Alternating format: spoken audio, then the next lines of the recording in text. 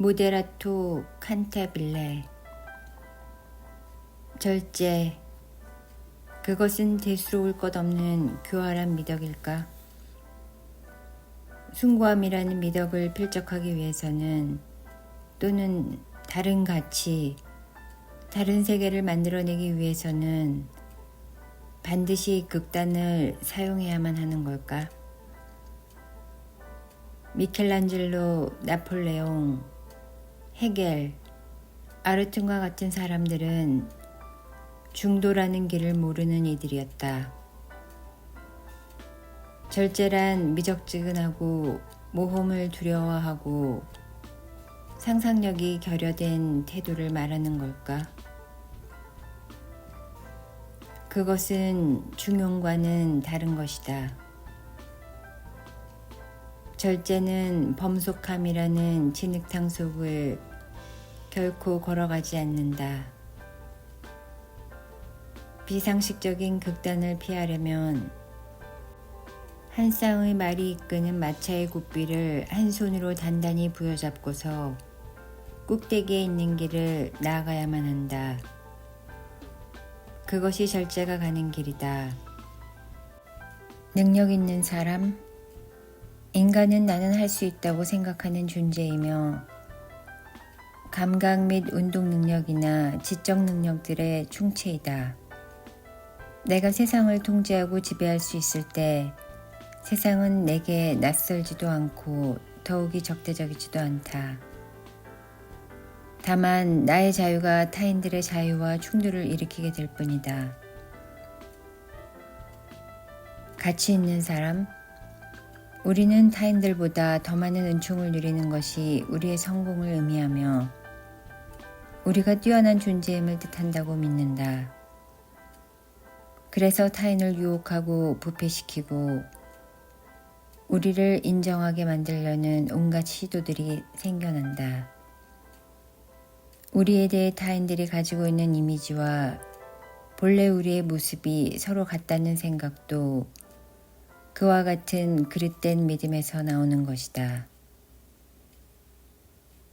이러한 일반적인 믿음에 저항하기란 쉽지 않은 일이다. 나는 끊임없이 더 많이 소유하고 더 많은 능력을 지니고 더 나은 가치를 지니고 싶었다. 그런데 알고 보면 이 같은 욕망은 인간이 존재하기 위한 가장 기본적인 요소라고 할 수 있는 애정이 결핍되었을 때 나타나는 결과이다. 우리를 이 같은 광기와 상스러운 무지로부터 벗어날 수 있게 해줄 수 있는 것은 오직 하나, 곧 절제라는 태도이다. 절제는 합법적인 야망을 지니고 살아갈 때 자신을 포위하고 있는 악한 악마들을 쫓아낼 필요가 있다. 사실 소유와 능력과 가치를 추구하는 것보다 좀 더 고귀한 삶의 자세들이 있다. 만일 내가 나 자신의 가치를 확신한다면 굳이 사회적 위치를 구분해주는 흔적들을 쌓으려고 애쓰지 않을 것이다. 만일 내가 스스로를 완전히 자유롭고 흠없는 존재로 이해한다면 굳이 타인들을 굴복시키려고 안간힘을 쓰지 않을 것이다. 절제라는 미덕을 돋보이게 하기 위해서 나는 적은 것으로 살아가는 기술을 이야기하고자 한다. 적은 것으로 살아가는 기술의 목적은 사람들로 하여금 자신들이 사용할 수 있는 적은 것만으로도 만족하도록 선동하여 더 많은 것을 요구하지 못하게 하려는 것이 아니다. 나는 자신들이 사용하는 것은 적은 것으로 출발해서 놀랍도록 창조적인 힘을 발휘할 수 있었던 사람들의 모습을 보여주고 싶다. 어느 정도 나이가 들면 해야 할 일을 자진해서 찾아 하는 것이 필요하다. 적은 것으로 만족하며 살아가는 기술은 결코 보잘것없는 것이 아니다. 그것은 아주 능란한 솜씨를 필요로 한다. 적은 것으로 살아가는 기술은 살아가는 방법, 곧 지혜를 의미한다. 예를 들면 함부로 비판하지 말 것, 무리한 요구를 하지 말 것,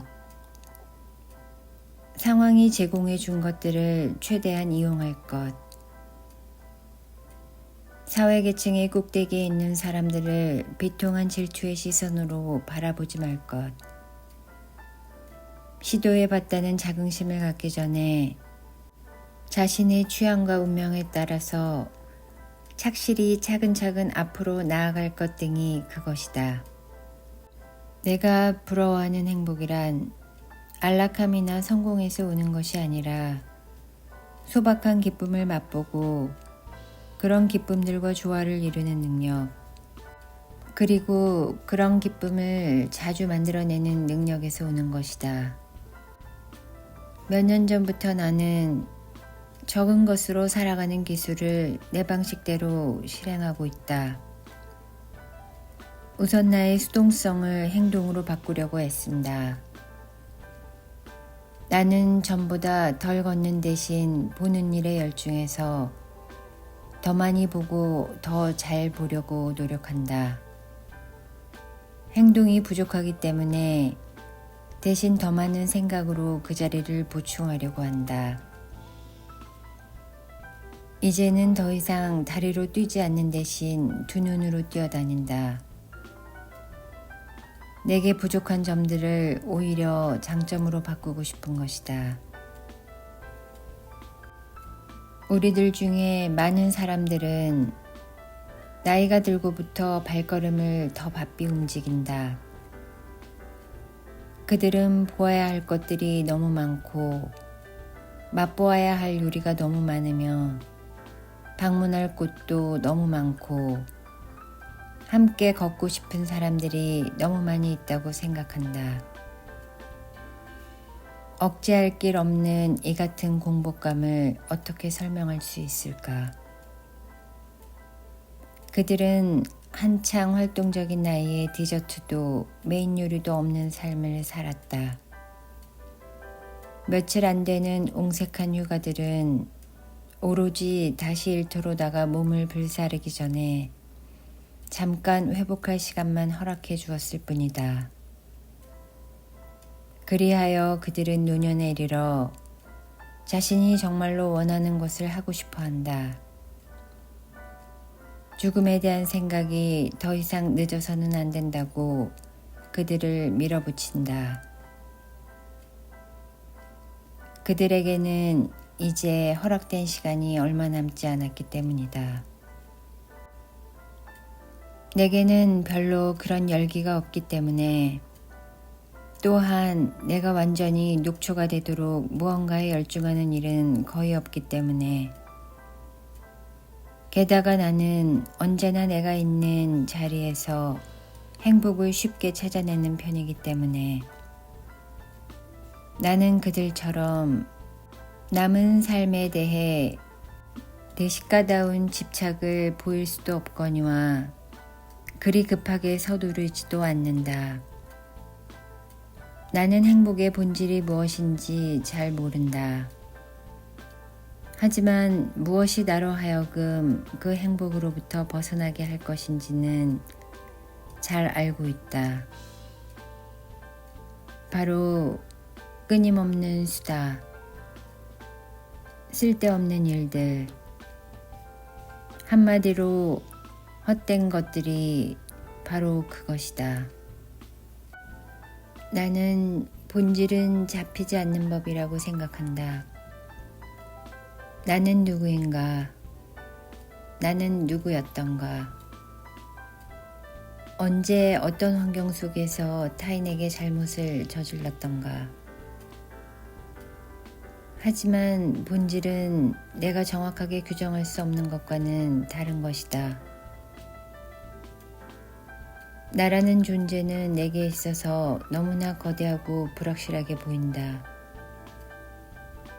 그리고 내 존재가 거하는 주거지는 너무나 광대하다. 방과 방이 수없이 이어지고 복도와 복도가 끊임없이 이어지는 이런 곳에서 나는 과연 내 걸음을 어느 쪽으로 인도해 갈 것인가? 나는 비틀거려 넘어질 수도 있을 것이다. 그래서 신중하게 나의 문들을 열고 똑같은 신중함과 조심성으로 다시 닫는다. 그리고 침대 밑과 벽장 속을 들여다본다. 환기창도 수상하다. 그 안에 빠지지 않도록 조심해야 할 것이다. 여기저기 켜놓은 횃불들은 내가 약하다는 증거이다. 내일 나는 다시 이 거대한 집으로 돌아올 것이다. 그때는 오늘보다 방향을 더 잘 확인할 수 있을 것이다. 하지만 내일도 그 넓은 집의 문들이 여전히 반쯤 열려 있을 것인가? 나는 내 존재의 탐험을 마치고 돌아온다. 그리고는 가까운 사람들을 성가시게 하지 않으려고 옷의 먼지를 털어낸다. 나는 생각하기 위해서 정적을 필요로 한다. 피에르 쌍수, 느리게 산다는 것의 의미.